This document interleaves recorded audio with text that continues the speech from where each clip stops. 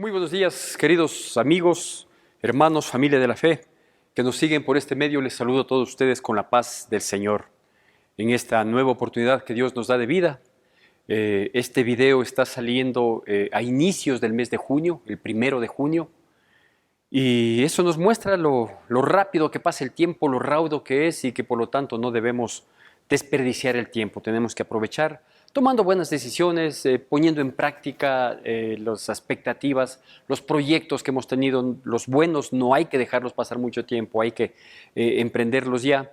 Y también aprender a renunciar a muchas cosas que también venimos tardando. Voy a dejar de hacer esto, voy a dejar de tener tal actitud. El tiempo pasa rápido, el tiempo no se detiene y es necesario que nosotros seamos lo suficientemente diligentes para manejar nuestras vidas. ¿Por qué? Porque nadie tiene la vida comprada. Uno no puede dejar para mañana lo que puede hacer hoy, porque para mañana puede ser tarde, ¿sí? Y es necesario que nosotros tomemos decisiones sabias. Eso es lo que hemos venido proponiendo, eso es lo que hemos venido diciendo en estas últimas semanas, en los videos que salen entre semana.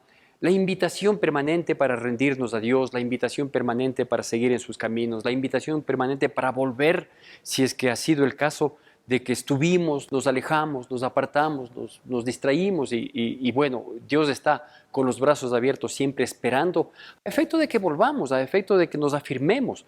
Él es un Dios de amor, Él no nos va a juzgar, Él no nos va a criticar. Obviamente tampoco va a evitar que enfrentemos las consecuencias de nuestras decisiones, de nuestros desatinos, de nuestras equivocaciones, así como tampoco evita las consecuencias de nuestros aciertos, de nuestras decisiones correctas que traen bendición, que traen paz, prosperidad, etcétera, etcétera.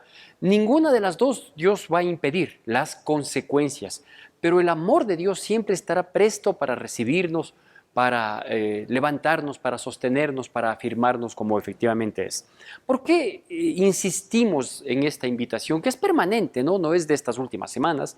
Estas últimas semanas lo que hemos hecho es mirar a la luz de la palabra toda esta invitación y todo lo que implica el seguirle a Cristo Jesús, pero es una invitación permanente, ¿sí? Dios está constantemente hablándonos, diciéndonos, mostrándonos, impulsándonos, empujándonos hasta cierto punto, un poquito a efecto de que nosotros volvamos los ojos a Él. Y es precisamente esto lo que yo quiero compartirle en esta mañana, partiendo de una realidad. Y la realidad es esta, que todos nosotros los seres humanos, en un momento en nuestra vida, vamos a enfrentar una situación tal que va a escapar de nuestras posibilidades, de nuestras condiciones, de nuestras capacidades humanas. Vamos a escapar. Hay cosas que llegan en un momento, hay veces que son repentinas, hay ocasiones en las que se han venido formando, se han venido dando tales o cuales situaciones y que pues nosotros, por más capacitados, inteligentes, prósperos, llenos de amistades, de influencias, van a escapar de nuestra vida, van a escapar de nuestras vidas. ¿Está eso diseñado por Dios? No, no está diseñado por Dios. De hecho, Dios cuando creó al hombre y a la mujer a su imagen y semejanza, varón y hembra los creó, dice la palabra. Cuando Dios creó, la idea era de que permanezcan en su presencia, y en su presencia todas sus necesidades estaban suplidas y habían muchas cosas, muchísimas cosas, como la que vamos a compartir hoy, que ni siquiera estaban contempladas dentro del plan de Dios, ¿sí? Pero el pecado sacó al hombre, a la humanidad, a su creación hecha a su imagen, lo sacó de su presencia y obviamente a partir de ahí, pues no solo que ha habido una consecución de pecados cada vez más graves, cada vez más críticos, una conducta degenerativa del ser humano, sino que también como consecuencia de esta actitud pecaminosa, han habido un sinnúmero de situaciones que se han presentado, que unas fueron advertidas o todas fueron advertidas en términos generales y que las vamos viendo cómo se desglosan, ¿sí? Una de esas, por ejemplo, una de estas situaciones son las enfermedades. Las enfermedades no estaban previstas dentro del plan divino de Dios en tanto en cuanto el hombre permanezca en la presencia de Dios. No estaba esa posibilidad. Los accidentes no estaban previstos. Las necesidades humanas no estaban previstos. Nada de lo que hoy vemos y que afecta, que lastima, que hiere, que derrota a la humanidad. Nada de esto estaba previsto dentro del plan de Dios. Por eso es que Dios le advirtió, le dijo, si tú me desobedeces y comes de ese árbol que te he dicho no debes comer, entonces ciertamente morirás. Y eso es lo que pasa. Hay una muerte espiritual que nos lleva a enfrentar todas las consecuencias catastróficas, terribles y alarmantes que nosotros vivimos hoy en día. Las enfermedades son uno de los casos, las carencias económicas son otra de los casos, las desolaciones emocionales son otra de los casos muy comunes hoy en día que llevan al suicidio, que llevan a vivir una vida de tormento con las depresiones y etcétera, etcétera, que enfrentamos en la vida y ante las cuales llega un momento en que simplemente no podemos dar una solución al alcance humano. Agotamos, sí, y así es como tenemos que hacer, agotar la instancia humana, hacer lo que más se pueda, apelar a las opciones que a nuestro alcance están, en tanto en cuanto éstas no sean pecaminosas, en tanto en cuanto éstas no terminen apartándonos aún más, ¿no? Por decir, yo tengo una necesidad económica y tengo que agotar mis posibilidades, eso no quiere decir que voy a caer en el robo, en el hurto, en la corrupción, porque es una posibilidad que debo agotar. No, esas no se debe agotar, porque todas tienen un límite. Entonces, agotar, cuando hablo de agotar posibilidades en las enfermedades, por ejemplo, entonces debo ir al médico, debo apelar quizás a una o dos opciones de sistema médico, por decirlo de algún modo, ¿no? Hoy que conocemos la tradicional y las alternativas, algunas de ellas con muchos y muy buenos resultados, etcétera, etcétera, y que tienen su fundamento en la ciencia, pero no por buscar una sanidad voy a ir a caer en manos de un brujo, no voy a apelar a la hechicería, no voy a caer en el ocultismo, ¿sí? Entonces, cuando digo que debemos apelar a lo que humanamente esté a nuestro alcance, tiene un límite, ¿sí?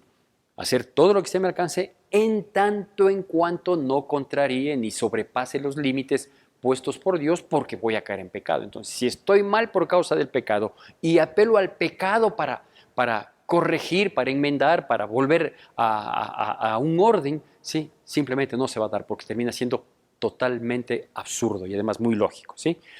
Entonces, en ese sentido, yo quiero compartirle dos casos de los tantísimos que nos muestra la palabra de Dios y de los tantísimos que han sucedido en la vida y que no están escritos en la palabra, porque ya se cerró allá en Apocalipsis capítulo 22, ¿sí? Pero Dios sigue obrando. Y dice así, en el Evangelio de Mateo capítulo 9 se cuenta esta historia real, no es una parábola, no es una imaginación, es una historia real, en la que hay dos personas en situaciones exactamente estas, que escapan de sus condiciones humanas. No hay cómo solventarlo, se ha hecho, se ha agotado lo que se podía hacer y simplemente no hay la posibilidad de buscar una solución. Este encuadre, esta presentación del problema es muy repetitivo el día de hoy, ¿no? Ya sea en el área física misma de la enfermedad, en enfermedades emocionales, hay personas que viven en una depresión que les ha llevado inclusive a alteraciones mentales. Hay problemas que escapan de nuestras posibilidades, que son económicos, ¿sí? Y que simplemente, vea, uno ni vendiendo todo lo que tiene puede suplir tal o cual necesidad. Hay problemas de carácter sentimental, ¿sí? Hogares o relaciones interpersonales, algunas de ellas que han sido parejas, llámese novios, llámese esposos, y que están rotas totalmente, irremisiblemente rotas, al punto de decir uno simplemente no hay cómo. Cuando el hombre dice no, Dios puede decir sí, en tanto en cuanto nos acerquemos, le creamos, tengamos fe, perseverancia y sobre todo compromiso con el Señor. Bueno, en el Evangelio de Mateo, digo capítulo 9 del versículo 18 al versículo 26, usted puede seguir en en su Biblia, en sus aparatitos electrónicos que nos permiten tener estas aplicaciones, o si no, en la pantalla, como van a salir precisamente estos versículos. Mateo capítulo 9, versículos del 18 al 26, la palabra de Dios dice así, siempre con atención y con reverencia a la misma. Mientras él les decía estas cosas, vino un hombre principal y se postró ante él, diciendo, mi hija acaba de morir, mas ven y pon tu mano sobre ella y vivirá. Y se levantó Jesús y le siguió con sus discípulos, y he aquí una mujer enferma de flujo de sangre desde hace 12 años, se le acercó por detrás y le tocó el borde de su manto, porque decía dentro de sí, si tocare solamente su manto, seré salva. Pero Jesús, volviéndose y mirándola, dijo, ten ánimo, hija, tu fe te ha salvado. Y la mujer fue salva desde aquella hora. Al entrar Jesús en la casa del principal, viendo a los que tocaban flautas y la gente que hacía alboroto, les dijo, apartaos porque la niña no está muerta, sino duerme. Y se burlaban de él. Pero cuando la gente había sido echado fuera, entró y tomó de la mano a la niña y ella se levantó. Y se difundió la fama de esto por toda aquella tierra. Bueno, aquí tenemos dos casos críticos, dos casos que escapan de la posibilidad humana. Por un lado, un hombre que la Biblia destaca que era un principal y por algo lo hará, que su hija acababa de morir. ¿Sí? No es que muy grave, no es que estaba en agonía, no, acababa de morir. ¿Sí? Y por otro lado, una mujer que de mucho tiempo atrás tenía un azote en su vida, una enfermedad que la iba desgastando de a poco, que la iba carcomiendo de a poco, que iba menoscabando su existencia y que, entiendo, se estaba jugando su última carta. ¿Sí?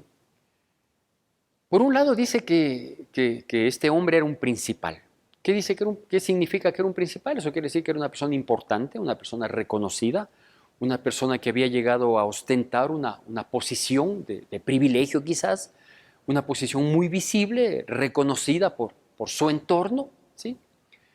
Y esto habla de aquellas personas que en lo logrado en esta tierra, llámese títulos académicos, llámese posiciones políticas o empresariales, llámese condición excesiva de material, económica, llámese, no sé, ahora, hoy en día, por ejemplo, hay mucho reconocimiento, mucha admiración a artistas, deportistas que destacan en sus respectivas actividades, en sus respectivas áreas, y que en un momento determinado, con todo lo principal que pudiéramos creernos, ¿sí?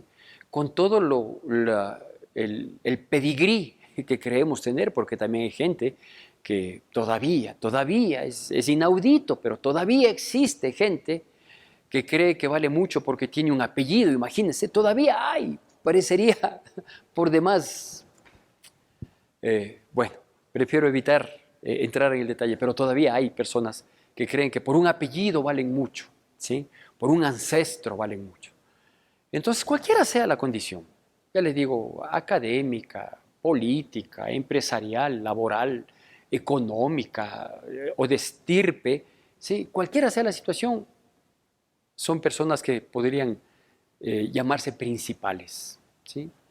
Es decir, personas que difícilmente se bajan de un pedestal, difícilmente se bajan de un pedestal. Son personas que han llegado a tener una autoconfianza por lo que soy, por lo que tengo, por lo logrado, y que digo, difícilmente podrían tener un encuentro de amor con Cristo Jesús. No necesitan, ya son, ya tienen, ya lo logran o ya lo han logrado. ¿Sí? Pero digo, hay circunstancias de la vida que a veces nos empujan, por un lado, a bajarnos de ese pedestal, a quitarnos de esa envoltura que nos ha dado fama, reconocimiento, y a humillarnos, ¿no? Porque dice que este hombre se postró delante de Jesús. Jesús no era reconocido como un principal en aquel entonces. Su fama se divulgó, dice el último versículo que leímos, pero no era un principal reconocido, ¿sí? No era un principal en la sinagoga, no era una persona que tenía el respaldo de los judíos, de las autoridades judías, ni aún del imperio romano. No, era un ciudadano más, que vino a causar una revolución increíble, pero era un ciudadano más. De hecho, los pocos que le seguían, a su muerte, hubo esta expresión de que quienes le seguían solo eran miserables ladrones y prostitutas. O sea, imagínese, ¿no es cierto? Entonces, él no tenía esa condición. Sin embargo, aquí vemos a un principal, ¿sí? A alguien humanamente hablando, de mucho valor, que se postró delante de Jesús. ¿Por qué se postró? Por la necesidad, por la situación, por la angustia, por el apremio, por el dolor, por el quebranto, por la adversidad, la tribulación que le acababa de llegar, ¿sí? ¿De qué le servía ser un principal? Yo no sé en qué era principal, si es que él tenía algún alto cargo, yo no sé. Pero todo lo que pudiéramos imaginar, en ese momento no le servía de nada. Entonces, ¿qué le tocó? Pues hacer lo que quizás por mucho tiempo se negó, acercarse a Jesús, postrarse, humillarse, reconocer que sí, a pesar de todo lo que soy, he logrado, y etcétera, etcétera, etcétera, necesito de Jesús. Necesito, porque estoy en una situación en la que ya no está a mi alcance hacer absolutamente nada. De hecho, la Biblia nos deja ver que ya estaban comenzando el velorio, porque cuando él llega a la casa de donde estaba la niña, había gente que hacía alboroto, obviamente con el llanto, dando el pésame, lamentando, comentando, y ya estaban tocando las flautas, ¿sí? Parte del velorio. ¿Sí? Entonces, por más principal que seamos o que nos creamos, ¿no? Por un lado. Y por otro lado, vemos también a una mujer. Ni siquiera conocemos su nombre, una mujer sencilla, una más de las que está ahí, que enferma, que pasa el tiempo, que su enfermedad le va carcomiendo y que a la vuelta de la esquina muere y no consta ni en estadísticas en aquel entonces. ¿Sí? Esta mujer llevaba un problema de mucho tiempo acá. En otro de los dos evangelios más en los que se menciona esta historia, en Marcos y en Lucas, dice que esta mujer había gastado todo lo que tenía. Es decir, ella apeló a todo. Ella no es que cuando comenzó con este flujo de sangre que le debilitaba físicamente, que no le permitía fortalecerse, entonces entendemos que era una mujer flaquita, muy frágil, muy vulnerable, pálida quizás, ¿no? Por esta pérdida continua de sangre sin poder detener aquel flujo que se volvió un azote, también dice la palabra de Dios en otro de los evangelios. Y una mujer sencilla, una mujer quizás con un mínimo de esperanza, o a lo mejor ya sin esperanza, pero que le renació un poquito de esperanza, una luz al fondo del túnel, cuando sabía de Jesucristo. Ella obviamente, como no era una principal, ella era una mujer más del montón que para acercarse a Jesucristo, quien ya había alcanzado fama, ni siquiera podía abrirse paso por el frente. Y por eso la Biblia destaca que ella fue por detrás, ¿sí? Y fue con una convicción. Yo sé que si tocara el manto del Señor voy a ser sanada, ¿sí? Entonces vemos, por un lado, dos condiciones sociales que quizás resumen todas las condiciones sociales que tenemos. Una, un principal que a lo mejor nunca pensó necesitar de un hombre común, como aparentemente era Jesús en aquel entonces. Y por otro lado, una persona, no digo de humilde condición, ni mucho menos, lo que sí sé es que estaba complicada, porque si ella gastó todo lo que tenía y lo poco que lograba conseguir, pues lo invertía en procurar su sanidad, tampoco era una mujer pudiente, ni mucho menos. Y su condición, obviamente, digamos, habla de la generalidad, de la mayoría de los que somos como usted y como yo, posiblemente. A lo mejor hay algún principal que nos está viendo, perdón por ponerle en el montón, pero de los del montón, los que nos llamamos clase media, clase baja, que vivimos el día a día y que asimismo llega un momento en que hay un problema que nos carcome, que nos oprime, que nos aplasta y que no vemos una solución, cualquiera sea no hay una solución ni visible siquiera, peor una solución tangible. E igual, ¿no? Igual la necesidad hizo que ella tomara esta actitud.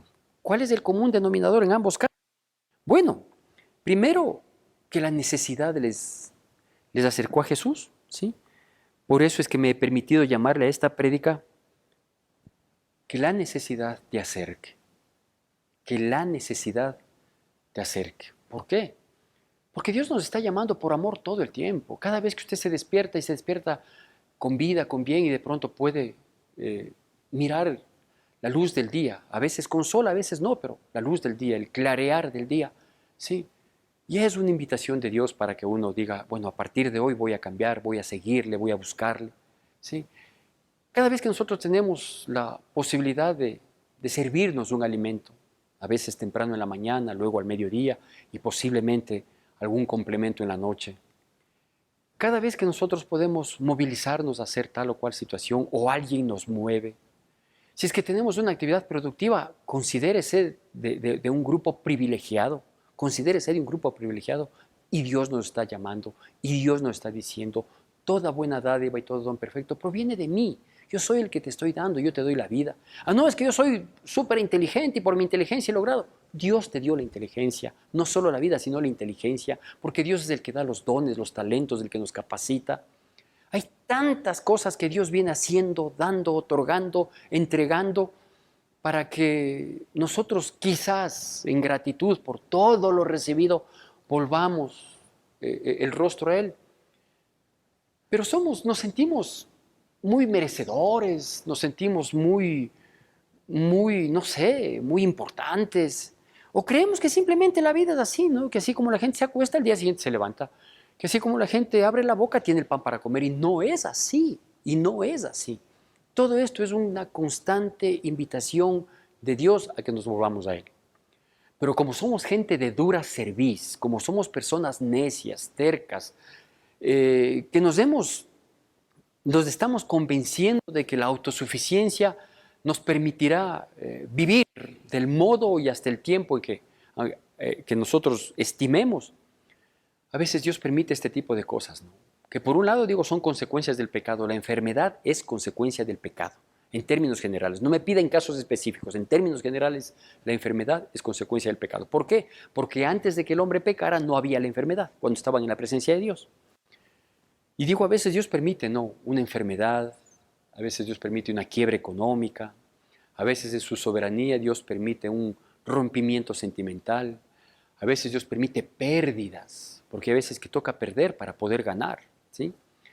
Y claro, ¿cuál es el propósito de Dios? Destruirnos, acabarnos, castigarnos. No, Dios no castiga, simplemente deja que afrontemos las consecuencias de nuestras decisiones, nada más, ¿no? Entonces, ¿yo cómo estoy sufriendo por tal situación? ¿Es un castigo de Dios? No, no es un castigo de Dios. El castigo de Dios no viene todavía, vendrá sí, cuando haya un juicio, pero eso no viene, ¿sí? Lo que pasa es que hay situaciones, hay consecuencias tan duras, tan críticas, que no las avisoramos, por eso nos permitimos tomar las decisiones que tomamos, y como son tan duras, tan difíciles de sobrellevar, pensamos que es un castigo, ¿no? Y claro, ahí venimos como jueces, muchas veces decimos, pero no es para tanto. O sea, ¿quién pone en la balanza qué merezco frente a esto, ¿no? Porque puede ser tan injusto, entre comillas, el que las consecuencias sean tan duras y tan críticas por una decisión tomada, como también termina siendo injusto el que una decisión buena traiga tanta bendición, tanta alegría, tanto gozo y prosperidad, ¿no? Entonces, por el lado que le veamos, por el bueno, por el malo, por el que duele o por el que bendice, terminaría siendo injusto. Por eso es que lo importante es acercarnos a Dios.